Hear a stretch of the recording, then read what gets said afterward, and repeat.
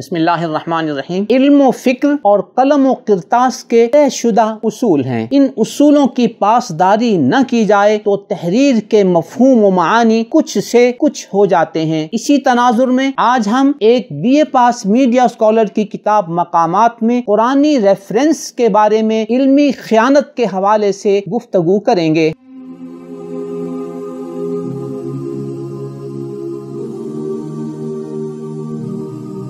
تحقیق و ریسرچ کے اصولوں میں حوالہ جات کے اعتبار سے جو اصول وضع کیے گئے ہیں ان میں پہلی بات یہ بتائی جاتی ہے کہ حوالے کی عبارت کو انورٹڈ کوما میں نقل کیا جائے یا اس کا ایک علیحدہ پیراگراف بنا دیا جائے۔ دوسرا، اس بات کا خیال رکھا جائے کہ حوالے والی عبارت کو ہو بہو نقل کیا جائے، خصوصاً جبکہ وہ عبارت قرآن کریم کی ہو یا احادیث شریفہ کے ترجمے پر مشتمل ہو۔ پاکستان کے ایک میڈیا اسکالر کو BA کرنے کے بعد مصنف بننے کا شوق سوار ہوا تو وہ اپنی کسی بھی صحافت کے آخر میں قرآنی آیت کا حوالہ دے دیتے ہیں جبکہ آیت کا ترجمہ اس سے بالکل مختلف ہوتا ہے۔ یہ ایک انتہائی غیر محتاط صورتحال ہے جو ان کی تحریروں میں جا بجا نظر آتی ہے۔ میرے سامنے اس وقت ان کی ایک کتاب مقامات ہے جس کا 5واں ایڈیشن ان کے ادارہ المورد نے 2019 میں شائع کیا۔ انہوں نے اس کے صفحہ 179 اور صفحہ 180 پر جو پیراگراف لکھا ہے اس کے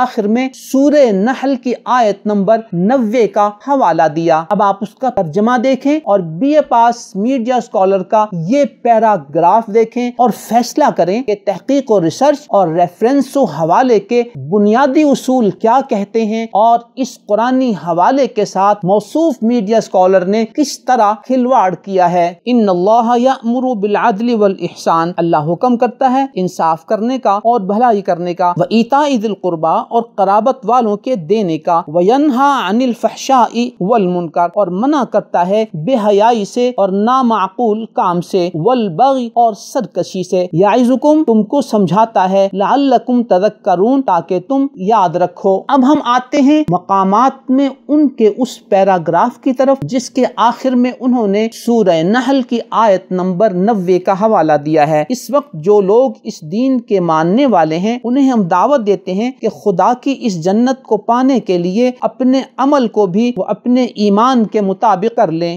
خدا اور اس کے بندوں کے حقوق پوری دیانت اور پورے اخلاص کے ساتھ ادا کریں اور کسی کے جان و مال اور آبرو کے خلاف کوئی زیادتی نہ کریں۔ اس پر 3 نمبر لگا کر انہوں نے حوالہ دیا ہے سورہ نحل جس کا نمبر 16 ہے اور اس کی آیت نمبر 90 ہے۔ یوں آپ نے قرآنی آیت کا ترجمہ دیکھا اور BA پاس میڈیا اسکالر کا یہ پیراگراف بھی دیکھا۔ اب آپ فیصلہ کریں کہ تحقیق و ریسرچ اور ریفرنس و حوالے کے بنیادی اصول کیا کہتے ہیں اور اس قرآنی حوالے کے ساتھ موصوف میڈیا اسکالر نے کس طرح کھلواڑ کیا ہے۔ تحقیق و ریسرچ کے ایک طالب علم ہونے کے ناطے پاکستان کی بعض یونیورسٹیاں PhD کے مقالہ جات چیک کرنے کے لیے میرے پاس بھیجتی ہیں۔ میں بطور ایگزامینر انہیں چیک کر کے متعلقہ یونیورسٹی کو اس مقالے کے نتیجے سے آگاہ کرتا ہوں۔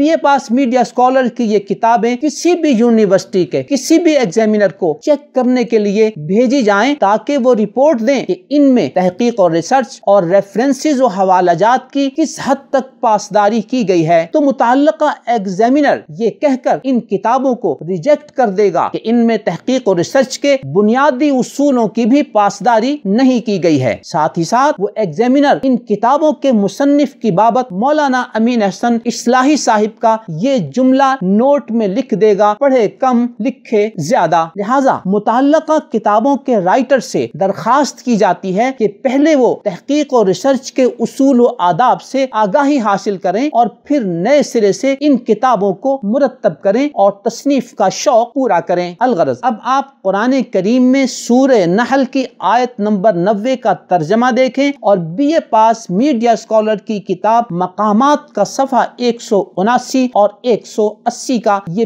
پیراگراف دوبارہ دیکھیں اور فیصلہ کریں کہ کیا اس BA پاس میڈیا اسکالر کی تمام کتب ان کے تمام لیکچرز پر اعتماد کیا جا سکتا ہے یا نہیں۔ کسی ذاتی یا نظریاتی وابستی سے بالا تر ہو کر خالصتاً خصوصاً تحقیق اور ریسرچ کے اصول و آداب کی روشنی میں فیصلہ کیجیے گا۔ اللہ تعالیٰ صحیح فیصلہ کرنے کی توفیق عطا فرمائے، آمین۔